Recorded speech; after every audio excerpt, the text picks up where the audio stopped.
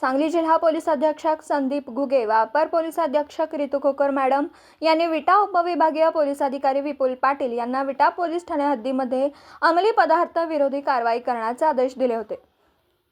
या वरिष्ठ अधिकारी यांनी दिलेल्या आदेशानुसार विटा पोलीस ठाण्याचे पोलीस निरीक्षक धनंजय फडतरे यांना विटा उपविभागीय पोलीस अधिकारी विपुल पाटील यांनी सांगली जिल्हा पोलीस अधीक्षक यांनी दिलेल्या आदेशानुसार अंमली पदार्थांवर कारवाई करण्याचे आदेश दिले। या अनुषंगाने विटा गुन्हे प्रकटीकरण पथकातील अंमलदारांना तशा सूचनाही जारी करण्यात आल्या। यावेळी डीबी पथकातील अंमलदार महेश संकपाळ यांस गोपनीय बातमीदारामार्फत माहिती मिळाली की विटा मैनी रोडवर पवईच्या टेकजवळ एक अज्ञात इसम तयार गांजा विक्री करण्यासाठी येणार असल्याची गोपनीय माहिती मिळाली। त्यानंतर विटा पोलीस ठाण्याचे पोलीस निरीक्षक धनंजय फडतरे यांना या संदर्भात डीबी पथकाने माहिती दिली। या माहितीनंतर सदर फडतरे साहेब यांनी सहाय्यक पोलीस निरीक्षक जालिंदर पळे व त्यांच्याबरोबर डीबी पथकातील अंमलदार यांना जारी केला। मिळालेल्या माहितीनुसार त्या ठिकाणी या संदर्भात कारवाई करण्याचे आदेश दिले। त्या अनुषंगाने टीमने त्या परिसरात सापळा रचून सदर एक अज्ञात तरुण त्यांच्या दुचाकी क्रमांक होंडा CB 125 शाईन तिचा RTO नंबर MH12 QP 0957 व एक काळ्या रंगाची बॅग पाठीवर अडकवून उभा होता।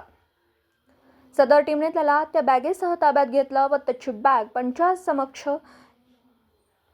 तपासण्यात आली। यावेळी त्याच्या बॅगेत उग्र वास येत असलेला 4 किलो गांजा मिळून आलाय।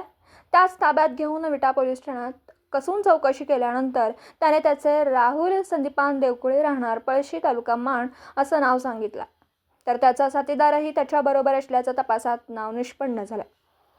महावीर चव्हाण राहणार लोणंद त्यास ताब्यात घेऊन त्याच्या घराची झडती घेतली असता आणखीन गांजा टीमला मिळून आला।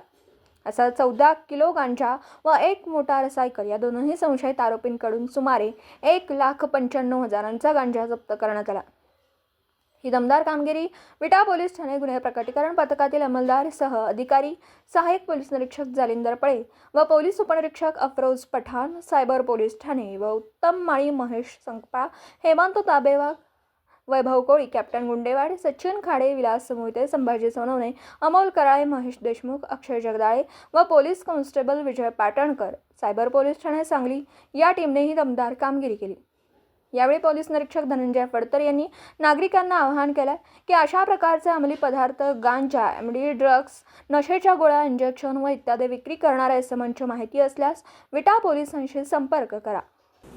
दिवसभरातील घडामोडींचा आढावा घेण्यासाठी पाहत रहा N24 मराठी न्यूज चॅनल।